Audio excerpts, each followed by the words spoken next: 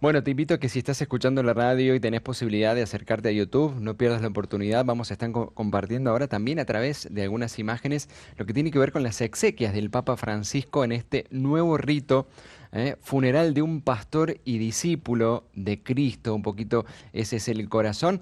Ya nos va a aclarar ahora justamente a quién vamos a presentar, a nuestro querido amigo el padre Mario Sánchez, miembro de la CENALI, de la Secretaría Nacional de Liturgia. ¿Cómo estás, padre? Santa Pascua para vos. Hola, hola a todos, feliz Pascua para ustedes y en nombre de ustedes a toda la audiencia, a todos los que miran y siguen la radio tan querida. Así que feliz Pascua para ustedes. Hola padre, ¿cómo estás? Un abrazo enorme. Gracias, Javier. Primero, tu mirada de todo lo que nos está pasando, digo, como iglesia, como humanidad, ¿no? Con esto de la partida del Papa, en este tiempo tan especial para los que nos decimos ser seguidores de Jesús. Sí, fíjate que una de las cosas que nos hemos enterado que el Papa pedía justamente en un reportaje que hacía Infobae en su momento, de poder morir consciente, decía él, ¿no? Mm, Poder morir lúcido. Y la verdad que lo del domingo de Pascua, su saludo y su cercanía con la Plaza San Pedro, que estaba ahí, y ante el mundo que lo filmaba, me parece que fue justamente eso, ¿no? Una lucidez enorme más allá de su fragilidad, ¿no? Se lo notaba muy frágil, como todos estos días, sin poder hablar mucho, pero con una entrega que yo que escuchaba a ciertos médicos, digamos que especialistas que decían lo que hizo el Papa el domingo fue mortal, ¿no? Fue realmente muy arriesgado en su estado de convalecencia, ¿no?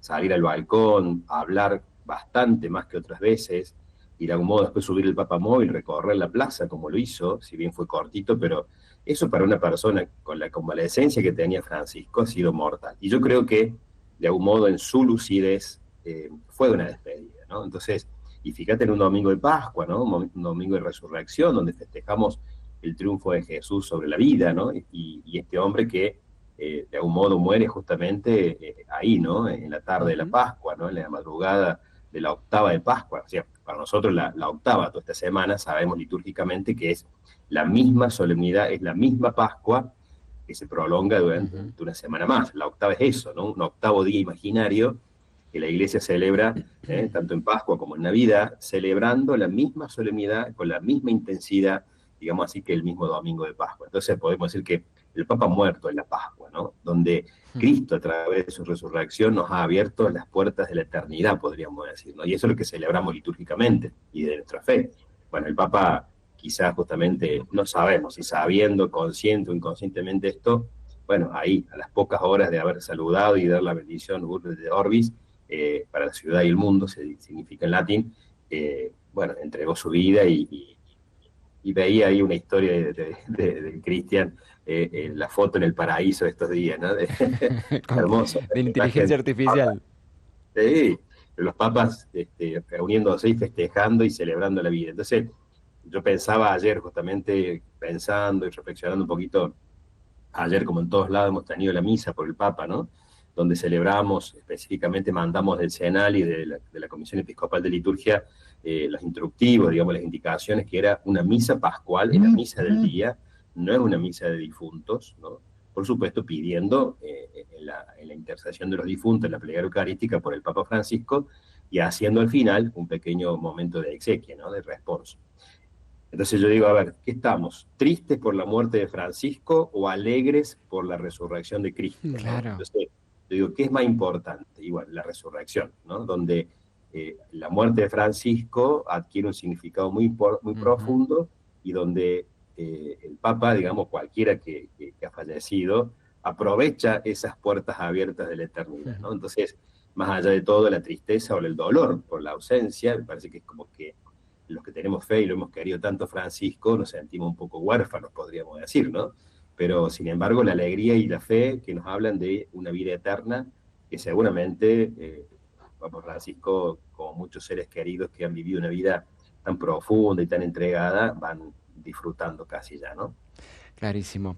Padre, nosotros, y de hecho mucha gente consulta y pregunta sobre, y también en la misma sociedad ya se comienza a hablar de este protocolo funerario del Papa. Hemos armado una infografía que vos como buen profesor de liturgia nos vas a ir guiando, nos vas a ir en todo caso corrigiendo y lo vamos a ir compartiendo para que nos vayas mostrando también, por favor, las diferencias con lo que era el antiguo protocolo que el mismo Papa Francisco, antes de su muerte, se encargó de preparar. Contanos. Exactamente, exactamente. En realidad, el mismo protocolo, pero simplificado, podríamos Bien. decir, ¿no? Lo que ha hecho el Papa en lo que se llama el Ordine Exequiarum Romano Pontificis, digamos que es un documento que se encargó de redactar y modificar un poquito y como reestructurar, más allá de que es el mismo rito, pero mucho más simplificado, y esa es la gran novedad. Parece que, bueno, como dice ahí justamente, lo que tiene como objetivo es eso, ¿no? Subrayar una sencillez y una humildad, digamos así, donde se centra lo que ustedes ponían como título, en este que es pastor y discípulo, y no es un poderoso, digamos así, como principesco, podríamos decir, ¿no? Ujú. Entonces, lo que hizo el Papa Francisco en este documento, este protocolo, digamos así, es simplificarlo y adaptarlo a lo que él pensaba que era lo más conveniente para este mundo y para este momento, y también que expresa, digamos así, lo que fue su vida, ¿no? Digo que cuando uno va a una exequia de un ser querido difunto, el mismo velorio revela lo que ha sido la persona, Mm. ¿no? En este caso, totalmente. Entonces, creo que como objetivo el Papa tenía eso, ¿no? Simplificar, subrayar esa sencillez y de algún modo darle sentido a lo que fue su misión, pastor y discípulo de Cristo, y no un poderoso de la tierra, ¿no? No un hombre poderoso terrenal, podríamos decir. Entonces, lo que ustedes están viendo allí en este programa es justamente eso, ¿no? Son los 3 pasos que siempre se han hecho, pero totalmente simplificados, ¿no? Por un lado, la mayor simplificación es que en la primera estación, así se llama, son 3 estaciones, podríamos decir, ¿no? En la primera estación, lo que hace el Papa es simplificar el cajón y simplificar un poquito lo que es el momento digamos, del primer responso, podríamos decir. ¿Qué es lo que está sucediendo en el día de hoy, ¿no? Esto que se llama la primera estación, por sencillez y recogimiento, como dice el infograma, es lo que está sucediendo en el día de hoy. Hoy, en la capilla de Santa Marta, digamos así, está siendo, digamos, velado por un primer, digamos así, grupo de personas, que son algunos cardenales, digamos, una gente cercana, ¿no?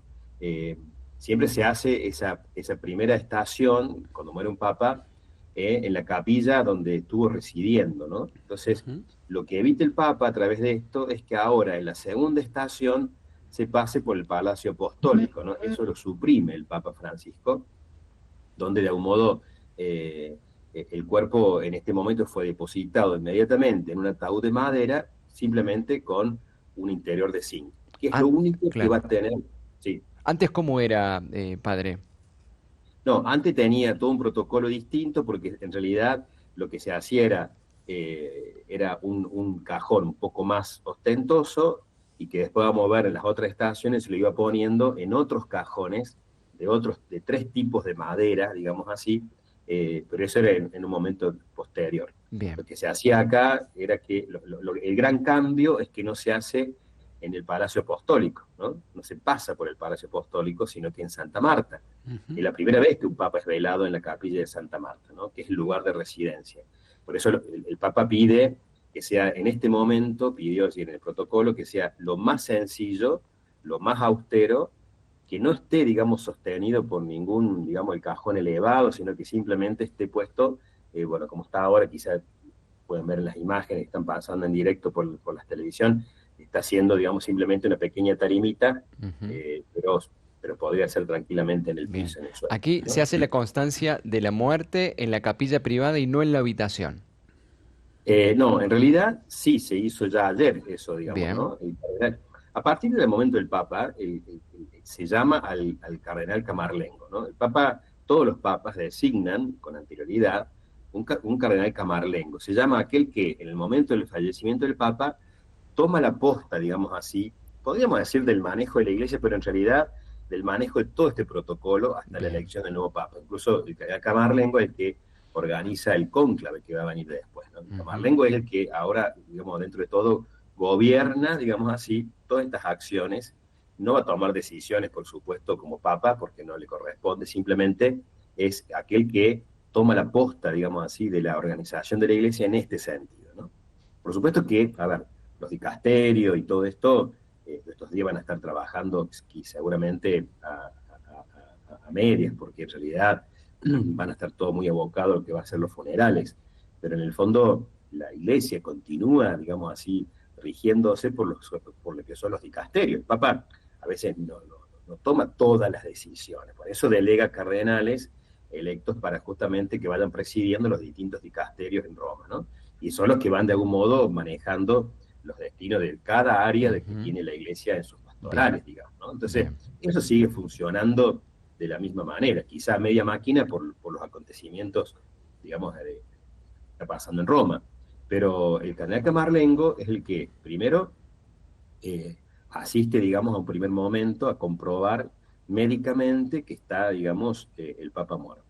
Y después se hace un rito de comprobación, que eso se hizo ayer, alrededor de las 20 horas, hora argentina, digamos, donde se comprueba ritualmente, no médicamente, que el Papa está muerto, ¿no? Hay un pequeño rito, que es una tradición, digamos, que es un bonito gesto, donde la iglesia, donde la autoridad reconoce que el Papa ha fallecido, ¿no? Y a partir de allí se cierra, se clausura la habitación papal, se pone un lacre, digamos así, para que nadie pueda ingresar y nada sea tocado, digamos, de eso que ha sido su residencia, podríamos decir. Padre, ahí también ocurre lo que muestran algunas películas que tiene que ver con el anillo del pescador. Claro, que se rompe el anillo del pescador. Sí, tal cual. Porque lo que pasa es que el anillo del pescador y su pectoral, que en realidad se queda guardado, el anillo del pescador es algo muy personal, ¿no? Es propio de cada papa, no es que va pasando de papa en papa. Entonces se rompe como signo de que nunca más nadie va a poder usar, porque recordemos que el anillo del pescador es como un sello, digamos, que el papa puede lacrar con ese anillo los distintos documentos más oficiales, podríamos decir. Entonces, como es casi como una firma privada, podríamos decir, bueno, se lo puede usar solamente el Papa que lo ha tenido puesto. Entonces, por esa razón, hay un pequeño rito donde se destruye, de algún modo se impide que eso pueda ser seguir usado por otra persona, ¿no? Que en el caso del Papa Francisco, según entiendo, bueno, no era de oro, ¿no? Este anillo, No. Anillo era de plata. Ni su pectoral ni su anillo eran de oro, seguramente ha sido o de plata, un metal plateado, porque era justamente ese color que se lucía. No era de oro, no. Pero creo que, no sé si Benedicto ya, o Juan Pablo II ya habían dejado de usar el oro, digamos, como parte del anillo, digo, no me recuerdo bien. Creo que Benedicto usó de oro en un momento, pero no, Francisco, incluso su cruz, digamos, de pectoral era muy sencilla, era famosa cruz con el buen pastor, con sus ovejas, ¿no? Que se ha replicado en medallitas, digamos, en rosarios, ¿no? Y se vende como réplica al público, digamos, ¿no? Sencilla, pero también muy decidora, ¿no? Porque era un buen pastor con todo su rebaño, ¿no? Esa era su pectoral, ¿no?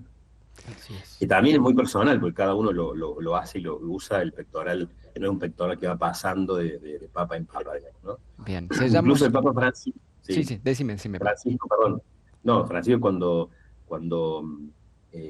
cuando él recibe el papado, decide usar el mismo báculo de Juan Pablo II, que era este Cristo crucificado medio como colgando de la cruz, ¿no? Sí. La cruz papal. Y de hecho, una simplificación también es que el Papa, en este momento del cajón y después, cuando pase a la segunda estación, que es en San Pedro mañana, no se le pone el báculo en el cajón, cosa que entre los otros papas se ha hecho, ¿no? Esa es otra simplificación, ¿no? El Papa no quiere ningún, fuera de los ornamentos que tiene puesto, que es su casulla roja y la mitra, sencilla y blanca, solamente va a poner al lado del cajón el cirio pascual, ¿no? Mañana cuando sea trasladado en la segunda estación a San Pedro, ¿no? Antes que avances a la segunda estación, ¿qué criterios son los que subyacen a todos estos cambios de la simplificación, por ejemplo?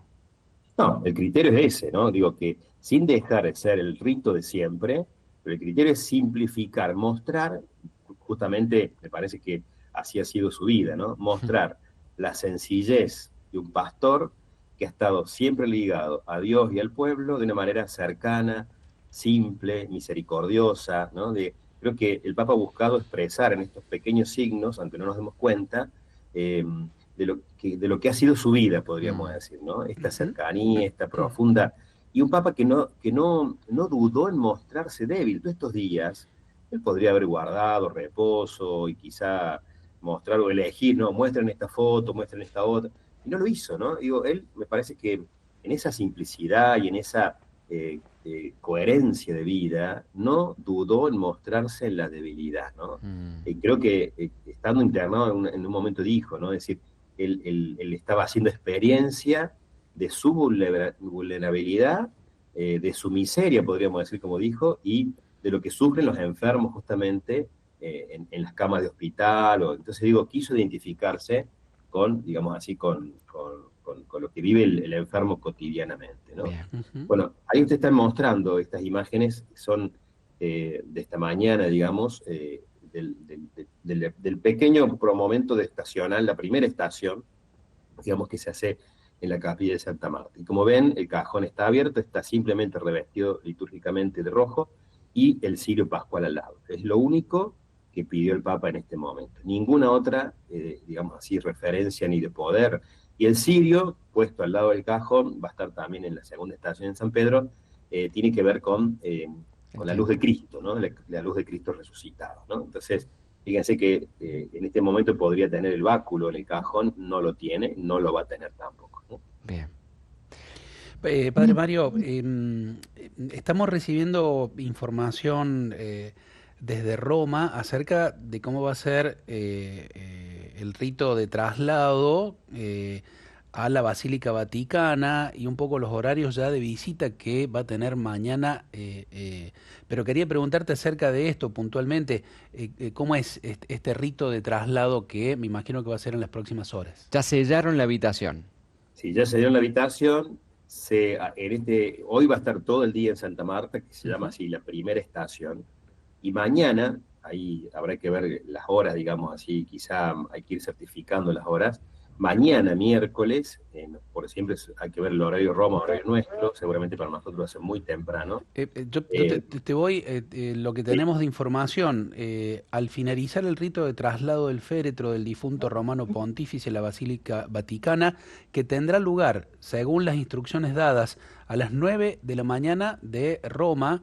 Claro. Creo que son 4 o 5 horas de diferencia 5 horas de diferencia con nosotros. con Sí. Argentina, claro. 4 de la mañana de acá. Exactamente.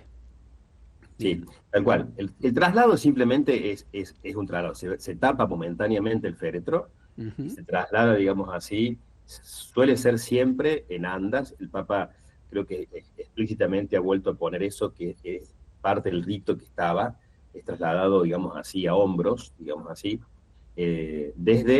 Antes se hacía desde el Palacio Vaticano, que si usted se ubica en el Palacio Vaticano, cuando uno mira a San Pedro de frente, está a la derecha, que es la ventana donde el Papa siempre solía hacer el Ángelus, el día domingo. Ese edificio es el Palacio Vaticano, ¿no? Entonces, por las galerías internas se trasladaba el féretro hasta la Plaza San Pedro internamente. Lo que va a hacer ahora, digamos así, hay que ver por dónde lo van a sacar, pero viene desde Santa Marta, que en realidad es un edificio distinto, digamos así. Incluso hay calles y hay jardines, digamos, está del otro lado, está como para atrás del aula Pablo VI, podríamos decir, si nos ubicamos, y seguramente lo van a trasladar por fuera, ¿no? Van a ingresar a la Plaza San Pedro por ese costado, ¿no? Por la puerta que viene desde Santa Marta, si uno mira a la Basílica de San Pedro, a la izquierda, digamos, ¿no? Pero eso es un rito sencillo, digamos, simplemente un traslado. Bien. Una vez llegado, como dice ahí Javier, seguramente a esa hora que está indicada a las 9, ahí comienza, digamos así, el funeral, donde lo que se llama en esta segunda estación ya en San Pedro, comienza, digamos, lo que es las misas exequiales. La oración pública. Exactamente. Seguramente en esta segunda estación, antes de la misa exequial, que suele ser en la plaza, va a ser, digamos así, el velorio, la visita de los fieles dentro de la basílica, ¿no? Dentro de la basílica. ¿Por qué? Porque se organiza todo un tránsito de gente, y para que no esté a la intemperie el cuerpo del Papa, se lo conserva dentro de la basílica.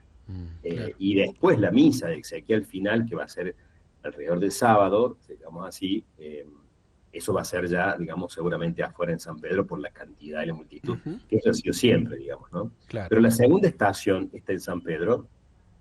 eh, lo que tiene, digamos, lo que tiene digamos así, de particular, es esto que decía hace un ratito sobre la primera estación. Solamente el cirio pascual al lado del Papa, ¿no? Al lado del cajón del Papa. Y durante las misas exequiales, que seguramente durante todo el miércoles hasta la misa final, a la misa de sepultura, del funeral, va a haber varias misas seguramente allí en San Pedro. Siempre el Papa ha pedido que se canten las letanías de los santos, digamos, ¿no? Donde el Papa ha querido que se incluya a los papas que están en el calendario litúrgico, digamos, de los santos, ¿no? Entonces, por eso me acordaba de la foto de ahí de Cristian, de estos papas en el cielo, rezando, donde ya hay varios santos, ¿no? Juan XXIII, Pablo VI, digo, ya hay muchos que son santos, que están incorporados al calendario litúrgico general de los santos, ¿no? Claro. El Papa ha pedido que en las letanías se nombre a ellos como intercesores sobre él, ¿no?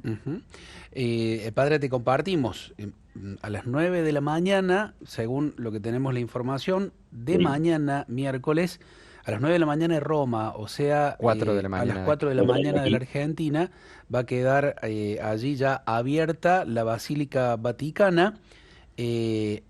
Después, desde las 11 en realidad, porque seguramente habrá una primera celebración, misa allí, y desde las 11 de la mañana de Roma hasta las 24, o sea, hasta la madrugada prácticamente, claro, va a permanecer abierta para los fieles que deseen visitar allí lo que va a ser, ¿se puede decir capilla ardiente? Sí, porque en realidad es la basílica, pero puede ser, digamos, de la capilla ardiente, porque en realidad se monta allí el féretro, como decía, recién abierto, donde se organiza siempre, este protocolo sigue igual, ¿no? Claro. Se organiza la circulación de los fieles, digamos, excepto, digamos, cuando se celebra la misa, donde todo se suspende hasta que termine la celebración eucarística. Claro. Seguramente va a haber más de una celebración eucarística. Seguramente, como ha pasado en otras oportunidades, va a haber más de un responso, porque los cardenales o los obispos que van llegando, y muchos van a querer hacer una oración, y esto ha pasado siempre, digamos, ¿no? Entonces, podríamos decir que esto está permitido porque, más allá de que es un sumo pontífice, digamos, es un ser querido que ha fallecido, entonces se va rezando, se va haciendo oración, seguramente va a haber como otras oportunidades también un coro que va cantando, bueno, y lo que sí el Papa ha pedido, digamos, esto no sé si es novedoso o es particular, sí, que las letanías sean cantadas de los santos al final de cada misa de exequias, ¿no? Que haya durante ese momento en San Pedro, ¿no? Bien. El jueves 24 de abril va a permanecer abierta la Basílica de San Pedro, donde va a estar la capilla ardiente allí con los restos del Papa Francisco, desde las 7 de la mañana, hora de Roma siempre, hasta las 12 a.m., o sea, durante todo el día prácticamente. Toda la mañana. Claro, y el viernes 25 de abril, desde las 7 de la mañana hasta las 19, y un poco, me imagino, para preparar lo que va a ser el sábado, la misa de exequias, ¿no? En estos días la gente va a dar su saludo allí al Papa, padre. Sí.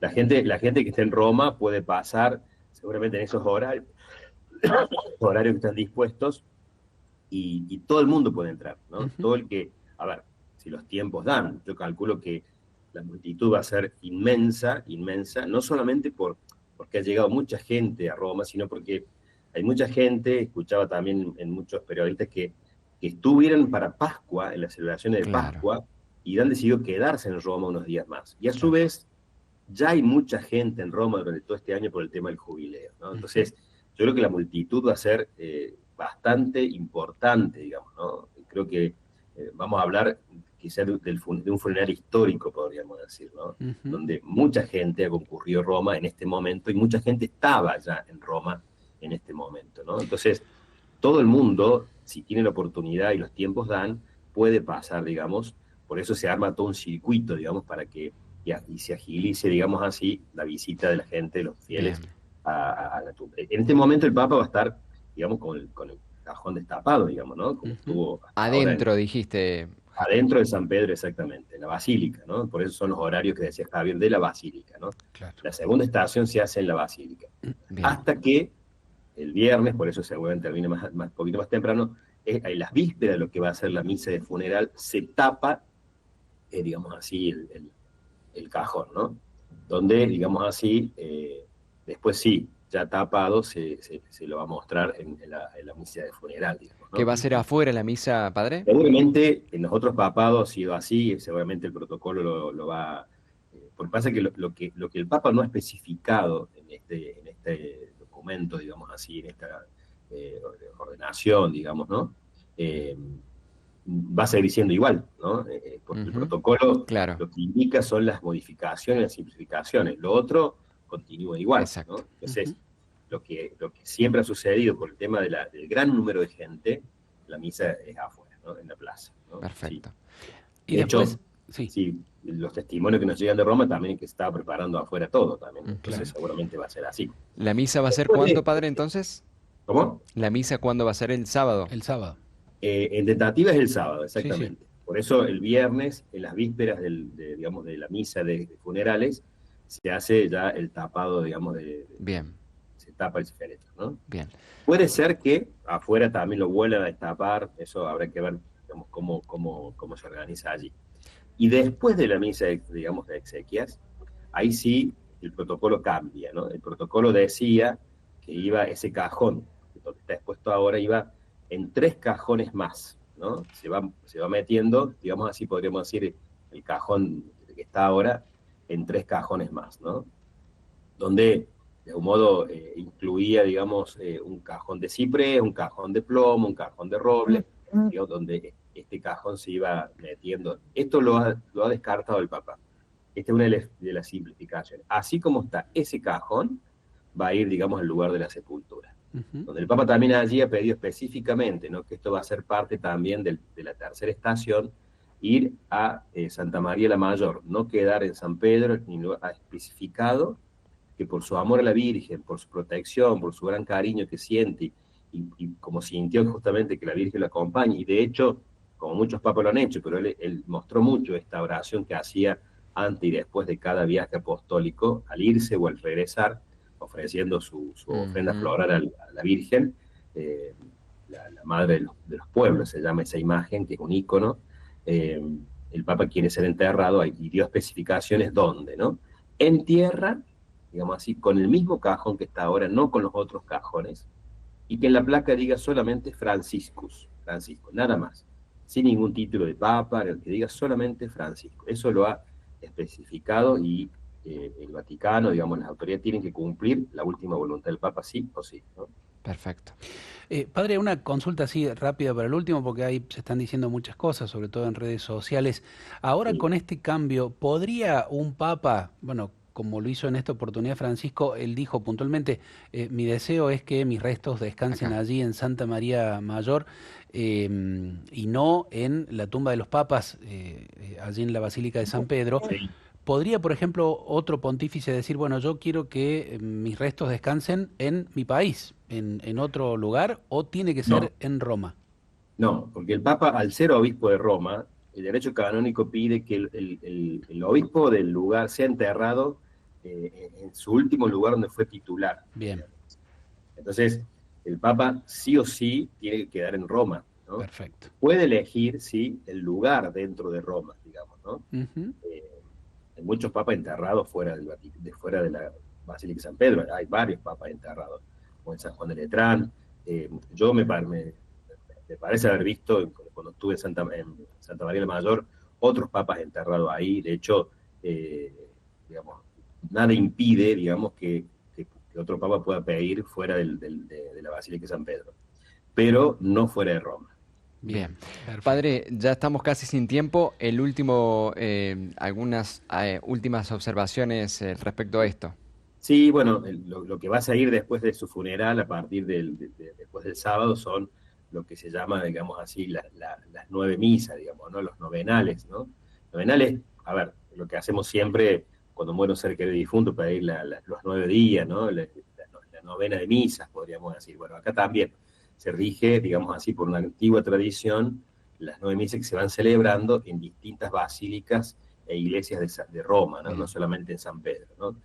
Los novenales son las misas de exequia, las misas por el Papa difunto durante 9 días. Y a partir de allí, la convocatoria al cónclave, digamos, ¿no? Entonces, todos los cardenales del mundo van a tener, digamos, la oportunidad de viajar y prepararse durante este tiempo, más 9 días, hasta que comience el cónclave. El cónclave aparentemente va a comenzar alrededor del 6 de mayo, si todo va como está previsto, digamos, ¿no? Y a partir de allí, ¿no?, se prepara todo. Santa Marta va a ser el lugar de la residencia, porque justamente Juan Pablo II la construyó para eso, ¿no? Para que sea residencia de los cardenales cuando van a cónclave. Mientras tanto, cuando no hay cónclave, se usa para residencia de obispos, sacerdotes que se hospedan, digamos, en Roma, ¿no?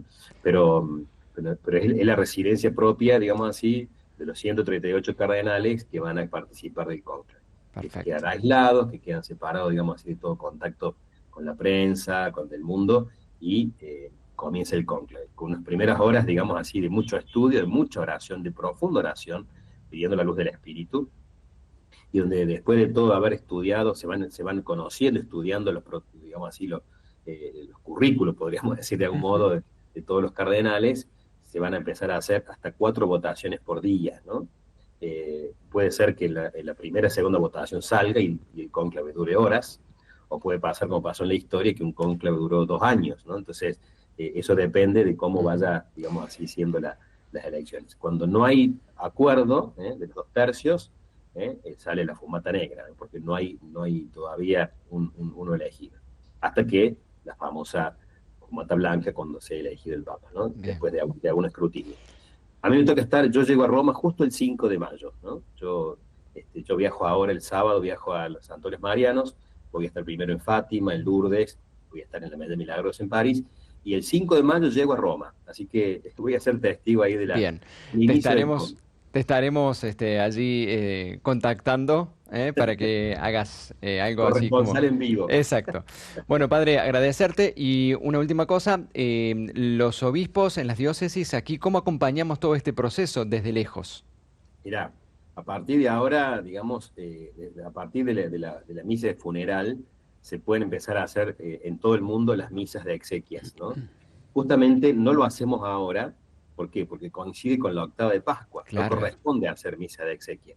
Si hubiera sido en otro momento del año, sí, ¿no? Pero estos días, si queremos rezar por el Papa, se hace un pequeño responso al final de la misa, digamos, ¿no? Como se hizo ayer, donde los ornamentos son blancos de la resurrección, y no es misa de difuntos, sino es misa de la octava de Pascua, ¿no? Con todo su esquema de lecturas y de oraciones. Perfecto. Y al final se puede hacer una exequia.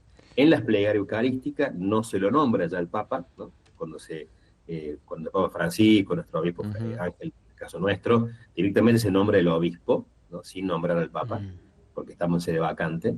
Y después sí, donde se hace la intercesión por los difuntos, se lo puede nombrar especialmente, ¿no? Bien, Padre Mario Sánchez, miembro de la Secretaría Nacional de Liturgia, te mandamos un abrazo grande, buen viaje, rezamos por vos y estamos en contacto. Y rezamos por nosotros. Gracias. Un abrazo, gracias por la convocatoria y nos vemos. Dios los bendiga mucho. Feliz Pascua. Gracias. Un abrazo, feliz Pascua.